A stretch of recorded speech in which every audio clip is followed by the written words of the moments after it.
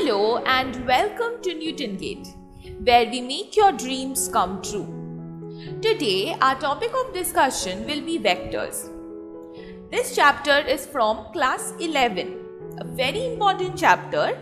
The application of this chapter we can find throughout class 11 and also class 12. So, understand this chapter very clearly. So, let's get started with vectors and scalars. Vectors and scalars.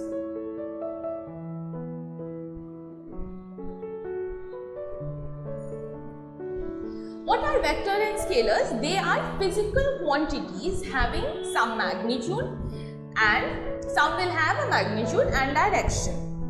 So, scalar quantities, what are scalar quantities? Scalar quantities are any quantities having a magnitude value,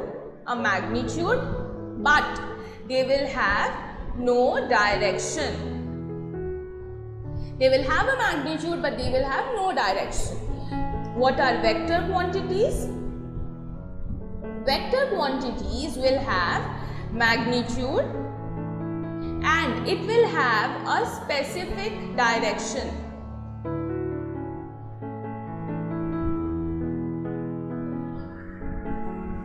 So let's see some examples of scalar quantities.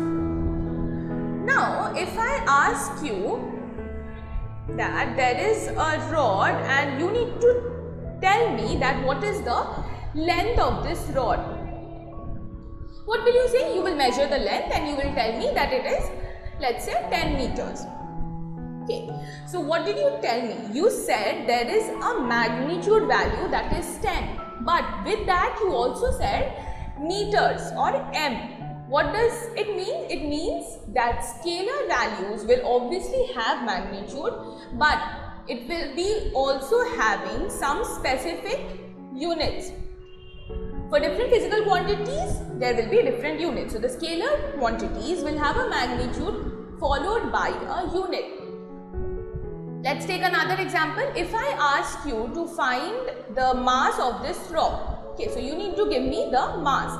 What do you tell me? You weigh this rock and you tell me that the mass is 50 kg. So again, there is a magnitude and there is a unit here.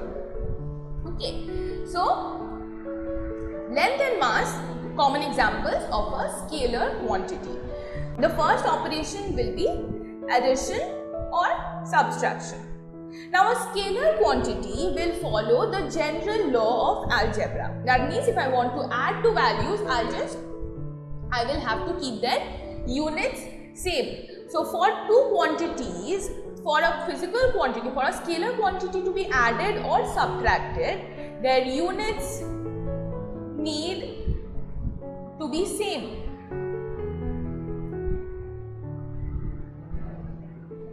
Their units need to be same. For example, I cannot add length and mass. I can only add lengths and mass differently. But I cannot add the length of the rod and also the mass of the rod together. Cannot do that. Okay. So let's take an example. Let's say that I have a rectangular box and I want to find the perimeter of this box. Right. So let's say this is the breadth and this is the length. So what will be my perimeter? It will be 2 into L plus B. So 2 into length plus breadth. Now length and breadth, what is the unit of length and breadth? The unit will be in meter. If I say in SI unit, the unit will be in meters. So the perimeter, the value of the perimeter will also be in meter. The unit of perimeter will also be in meter because I am adding up the values. I am just adding their magnitude values and I am keeping the units same. So addition and subtraction and also multiplication will also follow the algebraic law. Now for multiplication and division,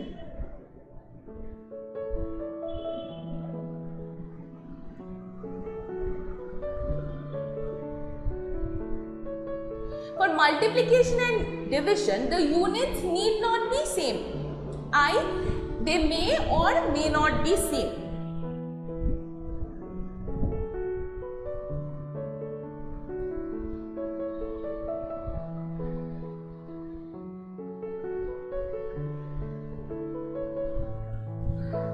see an example. How can we say that they may or may not be same? For the same rectangular box, if I want to find the area, for the same rectangular box, I want to find the area, what will it be? It will be length into breadth. So, what do I get the unit of area as? The unit of area is meter square, right? So, that means this length into breadth, their unit was meter into the unit of breadth meter. So, it gives me meter square. Now, another example would be work. What is the formula of work? Can anyone tell me? Yes, the formula of work is force into displacement. So, what is the unit of force? It is Newton. The unit of force is Newton, and the displacement, unit of displacement is meter. So, we are multiplying Newton and we are multiplying meter. So, the unit of work can be written as Newton meter, but in SI unit it is written as Joule. So, the unit of work, when I multiply it, it gives me Newton into meter. So, this was all about scalar quantities. Now, we will go to vector quantities. Now, I have said the definition of vector quantities. The definition says that a vector quantity will have a magnitude and it will have a specific direction. It may or may not, we may or may not represent it in units form, but it will have a specific direction and it will have a value, a magnitude value.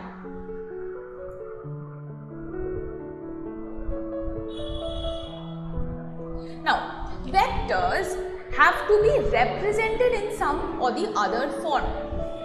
Okay, so vectors, to represent a vector, we draw a line and we give an arrowhead. One side there will be arrow and the other side the vector starts. Now, so if I name this is A and this is B. So, A is called as the tail of the vector and B is called as the head of the vector. This is the general representation, that is, it is an arrow and it has a tail and it has a head. Now, where will we use vectors? Now, where will we use this arrow? We know the Cartesian coordinate system, that is the xy plane, not only just xy plane, there are many different planes, but here we are considering just the x and y coordinate axis. Now, in this x and y coordinate axis, if a body is moving, okay, let's say that a student is traveling from his home, okay, to the school. So, this is his home and this is the school. So, if the person goes from home to school, what will he do? He will follow a path. Right, so, he can directly go from home to school, or he can go from this way, this, anyway, and he can reach the school. Now, this distance, if I draw it in a curve in the xy plane, let's say that I have drawn this as a curve, okay, and at any given point, I am considering this point. Let's say this point is P. So, in the curve also, I will be considering a point P. Now, how will I see the vector? Where have I started from? I have started from home. So, let my home be the origin. What is the origin here? This point is the origin. So, let my origin be home. Now, from O, if I draw a vector that is pointed towards P. So, O is pointed towards P. Now, OP, what is OP?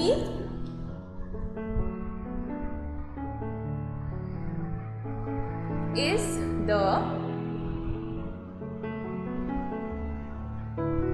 position vector. OP is called as the position vector. Whose position? The position of the person that had started from home and now is at a point P while he was aiming to go to school. So now this person is standing at a point P. Now OP gives me the position of the person that is standing at a point P. So it is called as position vector.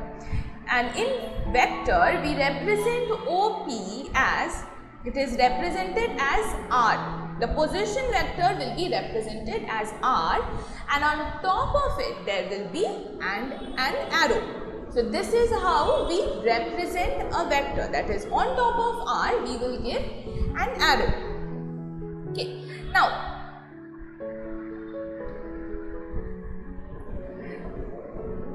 if this person from P, now he is moved to some other point, that is P dash. So he is moving, he is going towards school. So now the person is standing at a place that is P dash. So in my curve also I will be having another point, that is P dash. So now from home he has reached P dash. So from origin I will be giving another arrow or giving another vector, that is OP dash. Now OP dash is also the position vector, and it is given as R dash, and on top of R dash we will have an arrow. Arrow represents that it has a direction. It has started from home and it has reached P. So it is saying me that I have reached here, so this is my direction that I am moving in. Now we have found out 2 points, OP and OP dash. Now this OP and OP dash, these are also vectors. So I can write OP and on top of head an arrow, that is equal to R vector, and OP dash on top of it an arrow, that will also give me R dash vector, that is 2 different position vectors. Now if I want to find the displacement, if I want to find that from P to P dash how much have I moved, if I want to find that, what will I do?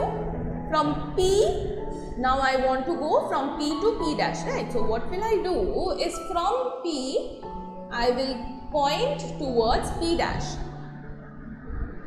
So P dash is another vector. Now what does P dash gives us? P dash is called as the displacement vector. Why displacement vector? Because I have displaced P to a position P dash, or the person standing at P has moved and now he is standing at P dash. So P to P dash will give me the displacement of that person, and it is represented as displacement vector. Whose displacement vector? Displacement vector of P.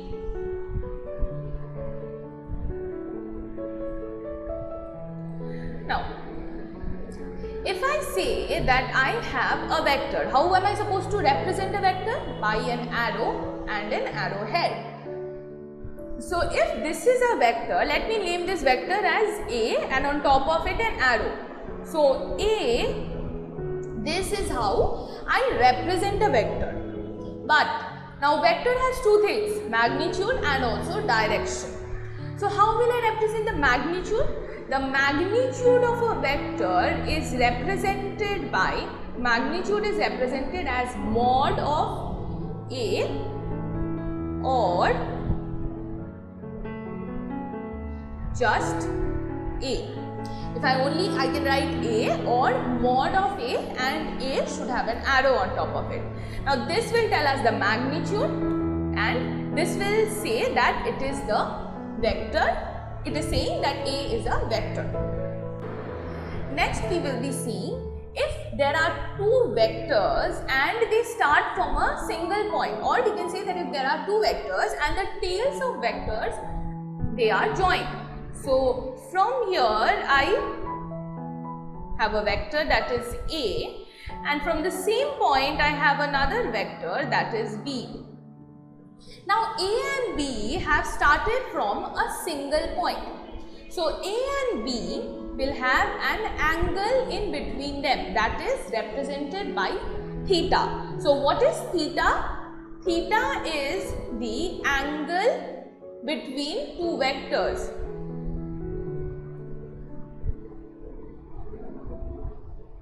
Theta is called as the angle between two vectors. When will I say there is an angle between two vectors?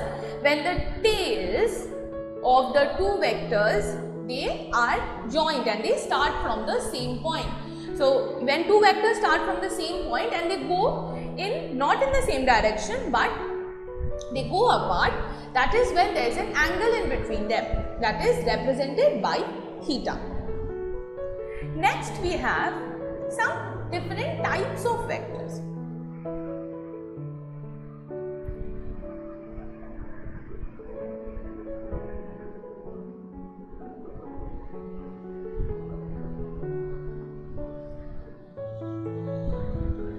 Number 1, we have zero vector or null vector.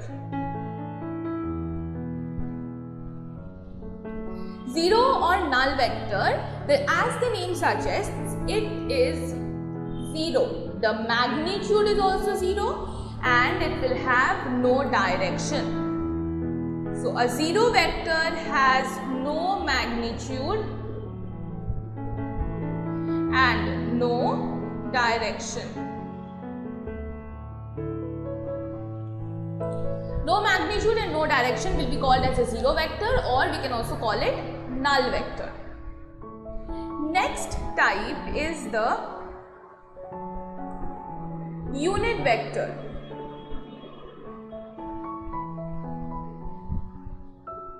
So unit vector is a vector that is represented as, suppose A is a unit vector, then A will be represented by a cap on top of it, not an arrow but a cap on top of it. So whenever you see that a letter has a cap on top of it, you will understand that it is a unit vector. Now what can you understand from unit vector? You can understand that it has a magnitude of 1. It has a magnitude of value 1 and it has a specific direction.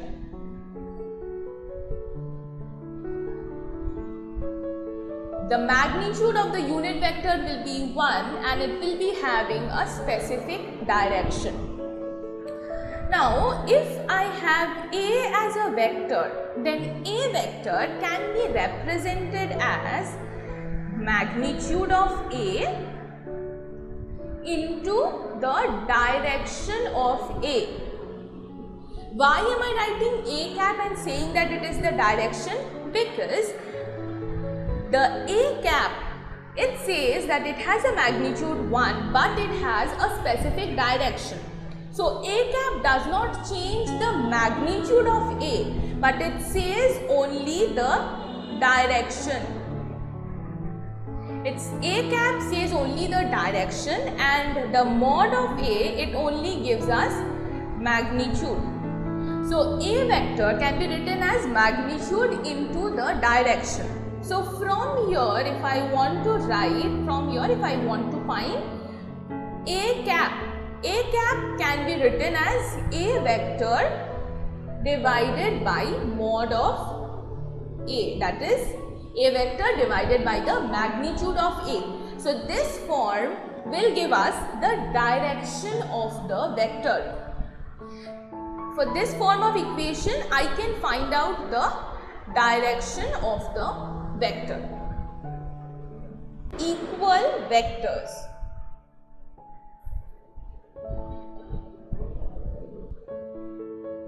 What are equal vectors?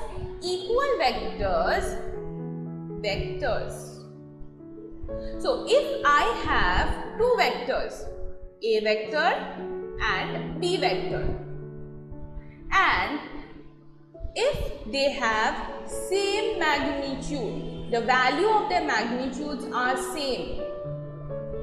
If they have same magnitude and same direction, that is when I will be saying that the vectors A and B are equal. So if I have a vector A and another vector B, then A and B vector, then these two vectors, they are called as equal vectors. So the value of their magnitude will also be same and they will be pointing towards the same direction. Fourth type, we have parallel vectors. Parallel vectors and anti-parallel vectors.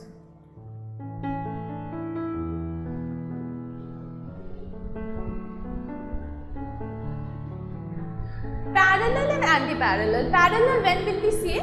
When the vectors are parallel to each other. Okay.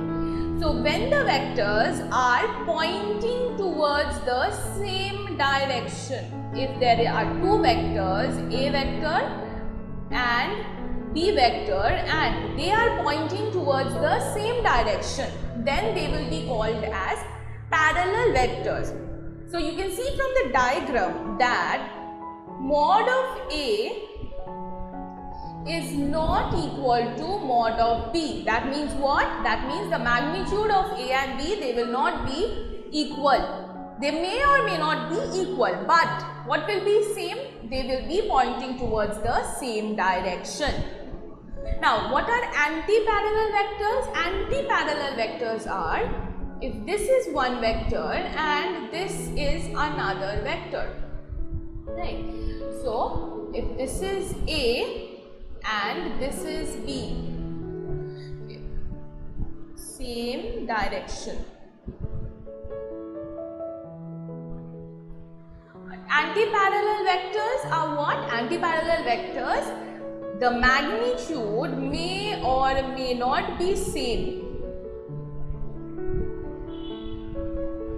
but the direction is opposite. Direction is not different, direction is opposite.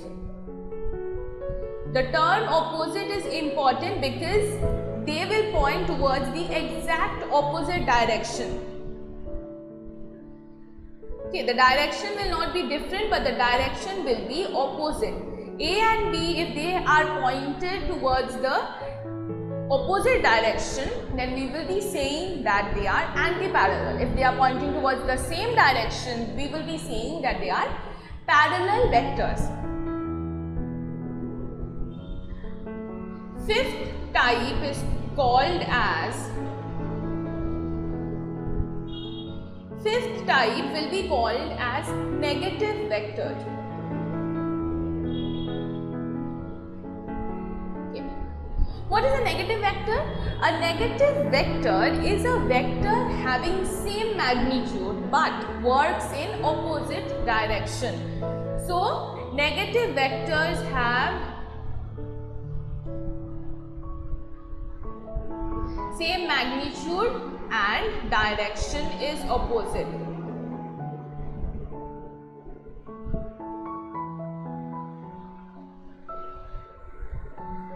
For example, if this is A vector, okay, this is A vector and then this is another vector, that is B, then what can I say? I will be saying that magnitude of A will be equal to magnitude of B. The magnitude will be equal, but A will be equal to minus B because they are pointing in the same direction. Okay. So now from here, if I say that I have a vector A, okay, A vector, and from this point itself I am drawing another vector that is the same vector in the opposite direction. So what will I say this? This is minus A. Now A vector plus minus of A vector. Which one is the A vector? This, and this is the minus A vector. So what will it give me? It will give me a 0 vector, that is the null vector. This is where I get a null vector. When two vectors having the same magnitude pointing towards the opposite direction, if I add them, I get the value 0, or if I get a vector that is null, that has no magnitude and does not point in any direction. So these were the types of vectors. Now we will get into operations on vectors. What kind of operations can be performed on a vector?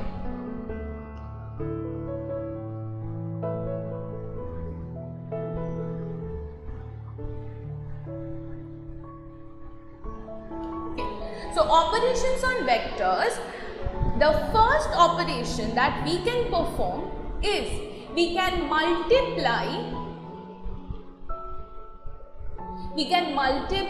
a vector by a scalar value. Okay. So we can multiply a vector by a scalar value. Let's see an example. Let lambda, or let's not take lambda, let's take any variable. Let's take any variable. Okay, let's take x. Let x be a scalar value. That means x will have a value, let's say 5, 10, anything, x will have a value. And A be a vector. Let x be a scalar and let A be a vector. Now if I multiply, if I write x into A vector, then what will I get? X into A vector, I can write it as, can multiply the value of x with the magnitude of A. So I can write it as x within mod, I can write it as x into A. Okay, that means what am I doing? I am multiplying x with the modulus value. So I can also write it as x into mod of A vector. So suppose x is equal to 5 and mod of A is equal to 10. If x is equal to 5 and mod of A is equal to 10, then x into A vector can be written as, this can be written as 5 into 10 into A cap. Now why A cap? Because A cap will give me the direction. This will remain a vector, it will not get transferred into a scalar value. It will remain a vector. Okay, will not get transferred into a scalar value. So 5 into 10 A cap, and we can write it as 15 A cap, or we can write it as 15 A cap. That means what? That means the magnitude of the A vector has increased. Sorry, this is not 15. The magnitude of the A vector has increased from 10 to 50, but the direction remains the same. So what can we conclude? We can conclude that magnitude increases but direction remains same. So to add or subtract, we have a set of laws. Okay. So the first law is called as triangle law.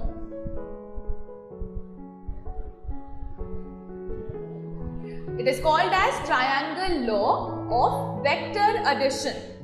So if I start from a point and if I draw a vector A, okay, I started from a point and I have drawn a vector A. Now from the head of the vector, if I draw another vector, that is B vector, and I want to add the two vectors. So how will I add the two vectors? The two vectors can be added as by this. I am drawing a vector line that has started from the tail of A and has ended at the head of B.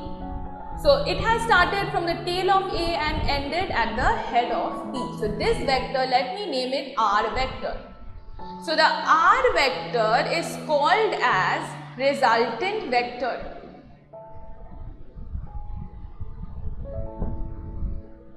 Is called as the resultant vector, and R vector is given as A vector plus B vector. So this is the triangle law. Now what do you need to remember in triangle law? The vectors A and B, they should be arranged in this format. That is, the head of A should be the place where the tail of B starts. So that means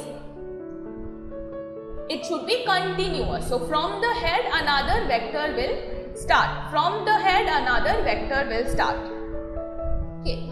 So from the triangle law there comes a law that is, from the triangle law there comes a law that is called as the polygon law of vector addition. Polygon law. Okay. So triangle has 3 sides and a polygon will have n number of sides. So same thing we have to do. For a polygon law, I have a vector A, and from the head of vector A, I have another vector B. Now from the head of vector B, I have another vector, that is vector C. Right. So now what does triangle law tells me? This is A, this is B, and this is C. Now what do I need? I need to find the resultant vector, that is the R vector. So what can I do? The first thing I will be doing is from the tail of A, I will be joining a vector. From the tail of A, I will be joining a vector, and let me name it R dash. From tail of A to head of B, I have joined a vector, and that is R dash. So R dash will give me A vector plus B vector, right? Now, from this R vector, what will I do? I will draw another vector. From where? From the place where it started. From the tail of A, I will draw another vector till C. From the tail of A, I will draw another vector till C. Now what is the triangle that I am left with? I am left with a triangle this.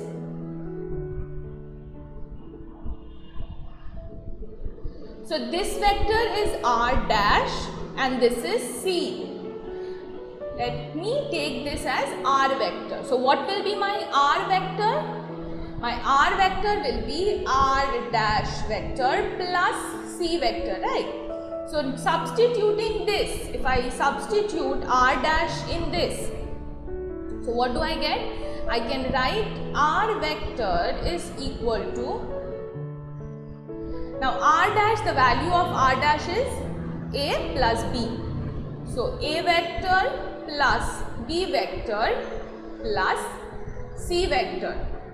So if I have 3 vectors, then the resultant by polygon law will give me A vector plus B vector plus C vector. If I have 4 vectors, 5 vectors, n number of vectors, then it will just be the addition of those n vectors. This was polygon law. The third law that we will be studying is called as, the third law is called as parallelogram law.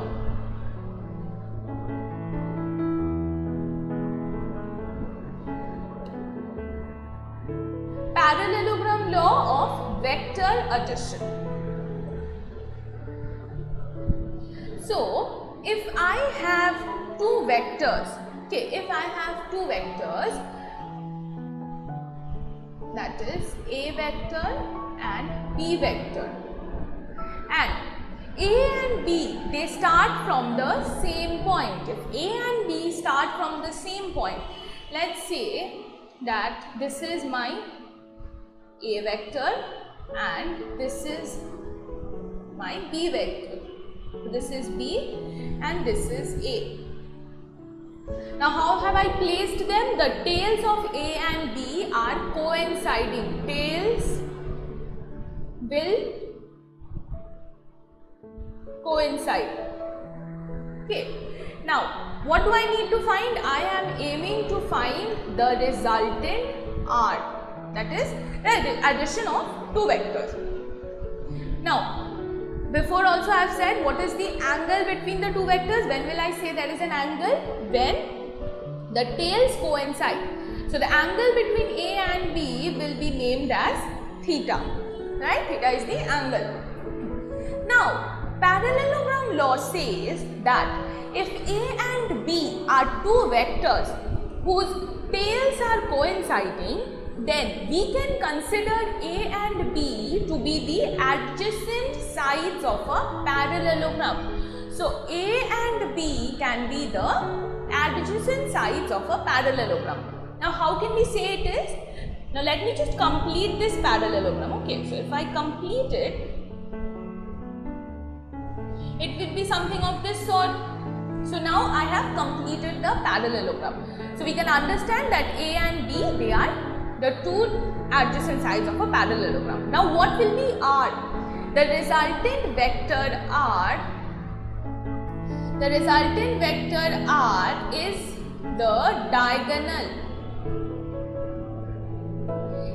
the diagonal to the parallelogram. So how can I draw R? I will be drawing R as this. So this vector will be my R vector. So the diagonal to the parallelogram whose adjacent sides are A and B will give me the resultant vector. Now how will I get the resultant vector? R is given as R vector. I am aiming to find the magnitude and also the direction here. So for parallelogram law, we will be finding the magnitude by a different formula and the direction by a different formula. So here I am aiming to find the magnitude. So mod of R vector is equal to root over under root A square plus B square plus 2 into A into B into cos of theta. So R is given as under root A square plus B square plus 2AB cos theta. What is theta? Theta being the angle between the two vectors. Okay. Now there are a few special cases. So there are a few special cases. Now case number 1 would be if theta is equal to 0.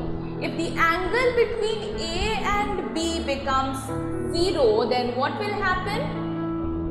Cos of 0 degree is 1. So cos of 0 will give me 1. That means R vector, the mod of R, I can write it as under root A square plus B square plus 2AB. That is what? That is A plus B.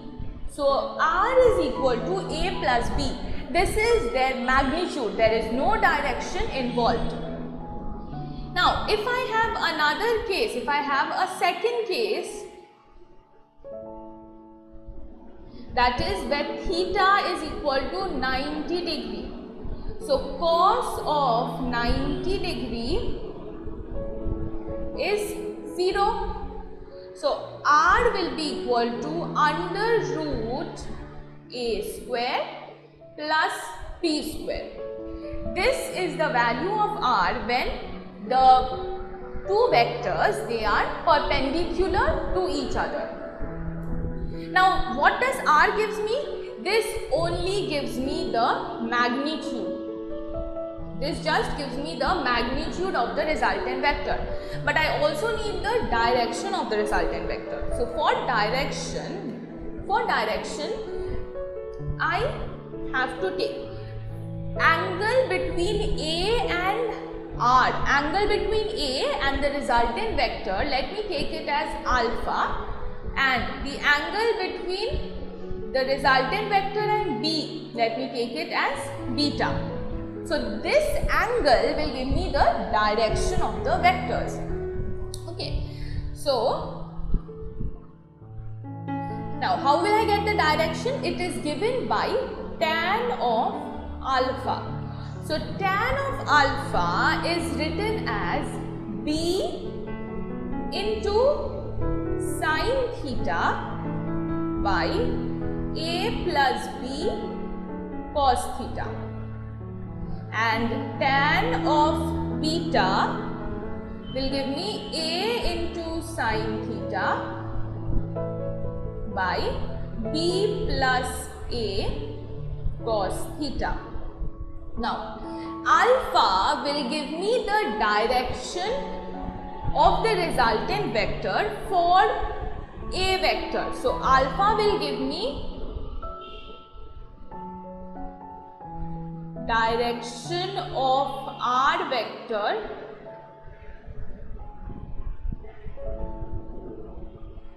considering vector A, and beta will give me direction of R vector considering B. So this is the two direction I will be getting, and also the cases that I will be getting for the magnitude value.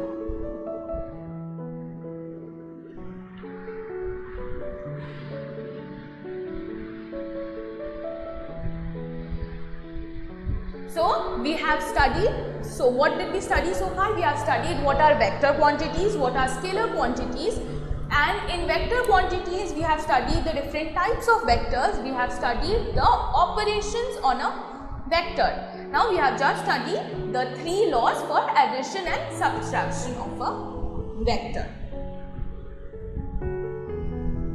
Thank you for watching this video. For part 2 of vectors, please find the link in the description box below. Please do like, share and subscribe to our channel Newton Gate Academy, and for more details please visit our website or you can call on the given numbers below. Thank you.